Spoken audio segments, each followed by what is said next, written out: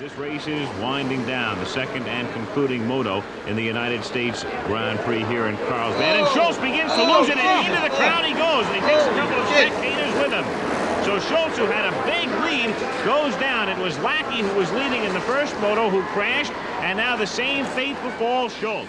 Hi again, guys, and welcome back to the channel where real riders bring real motocross history back to life. I just had to start off with that spectacular crash of Daryl Schultz while leading Moto2 of the USGP at Carlsbad in 1981. Figure out what happened. He comes out of that turn just fine. Hits that little ditch there. He still looks fine, Al. This is the second of a new series we call Riders' Tales. Documentaries built not just on magazine tests or factory specs, but on your stories, your memories, your battles, victories, disasters, legends from the saddle, straight from the people who lived it. And today, we're tackling a machine so wild, so powerful, and so short-lived that Honda only dared make it for 1 year. The 1981 Honda CR 450R. A bike that riders still remember, sometimes fondly, sometimes fearfully. So let's dive into the beast. Part 1. The bike Honda shouldn't have built yet. The early 80s were a mad scramble. Every manufacturer was clawing for an edge in the open class wars. 430s, 465s, 490s, the big bore bruisers that separated the brave from the foolish. And into that chaos, Honda dropped the CR 450R. On paper, it sounded like the ultimate weapon, 431cc. Big bore two-stroke new chassis, 43mm Showa forks, ProLink shock and Honda build quality.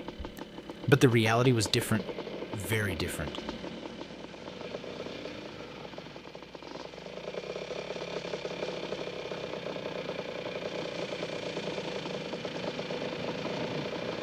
I'm Chuck Sun, team rider for Honda.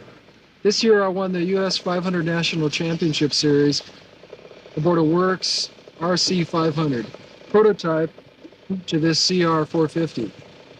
The engine had a reputation even back then. Brutal mid-range, savage hit, zero forgiveness. This wasn't a bike you rode, it was a bike you survived. Part 2, Rider Tales, Round 1. It tried to kill me. Rider Tale number 1. The Loop Out lesson, Dave Hallstrom, Arizona.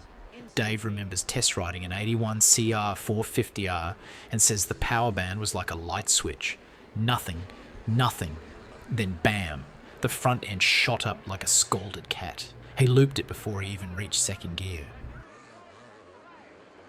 Rider Tale number 2. The Bike with a Death Wish, Rick Morales, Ohio.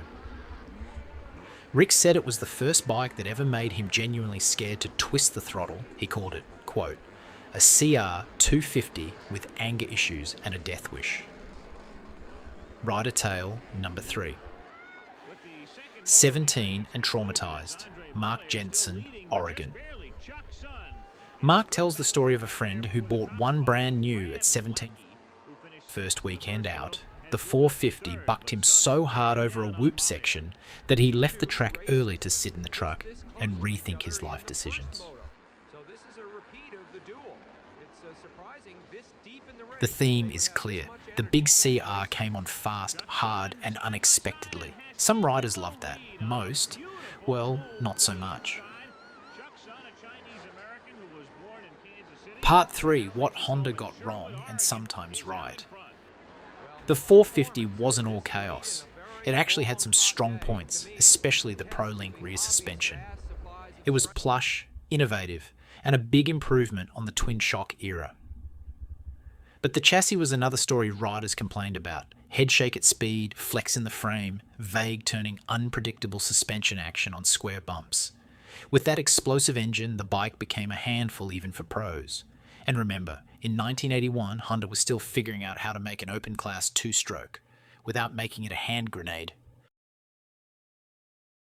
Part 4, Rider Tales, Round 2, The Ones Who Tamed It. Rider Tale number 4. The two-season warrior, Tom Reynolds, Utah, Tom raced an 81 CR 450 for 2 full seasons and absolutely loved it. Said once you adjusted the jetting and stiffened the forks, the thing was an animal, but a predictable animal. Rider Tale number 5, Hole Shot King, Frank Delgado, Florida. Frank said it hole-shotted almost everything. The torque was insane. You didn't rev it, you guided it. Rider Tale number 6, The Bulldozer, Kevin Walsh, Illinois. Kevin remembers winning motos simply because everyone else stalled their 250s in corners and he just tracted through on the 450 like a bulldozer on nitromethane. Rider Tale number 7, Best Desert Bike Ever, Ian McKenzie, Australia. Ian said it was the best desert bike he ever owned, fast, stable on the straights, and built like a tank. He called it the bike you respect because it doesn't respect you back. Part 5, why it only lasted 1 year. So why did Honda kill the CR 450 after just a single season? Simple. A, it was too much bike for most riders. B, the handling wasn't up to the engine. C, Honda was working on a better idea, the CR 480R. By 1982, the new CR 480 was everything the 450 wasn't. Smoother power, better chassis, more balanced suspension, and far easier to ride fast. Riders flocked to it, and Honda never looked back. But the legend of the CR 450R lived on. ProLink rear suspension with new 12-way adjustable compression damping and 20-way adjustable rebound damping, and a dry weight of only 225 pounds that puts the CR 480 right at the minimum class limit, and a gas tank that extends down the side of the frame, concentrating more weight near the machine's center of gravity for better handling. There's also a removable rear frame section for easy servicing and a lightweight aluminum silencer. The Honda CR480R, big bore motocross technology refined by Roger DeCoster and proven by Team Honda. Part 6, Rider Tales, final round. Regret, respect, and nostalgia. Rider Tale number 8, The Sale I Still Regret, Paul Whitmore, California. Paul sold his in '85 and regretted it ever since. It was scary, but man, nothing pulled like that bike. Rider Tale number 9, Terrifying Fun, Bill Harper, Idaho. Bill said it was the most fun he ever had with his clothes on. Terrifying fun, but still fun. Rider Tale number 10, Loud, Fast, and Uncivilized, Gary Nolan, Michigan. And Gary summed it up best. The CR450R didn't make you a better rider, it made you a louder rider. Comes through like nothing you've ever seen before. Is the CR450R red hot and radically new? Does the sun set in the west? So that's the 1981 Honda CR450R. A one-year wonder with a reputation bigger than its displacement. A bike that scared plenty, impressed a few, and left everyone who rode it with a story to tell. And now it's your turn. If you ever rode the big CR, or raced against one, drop your story in the comments. Your tales help build the next episode.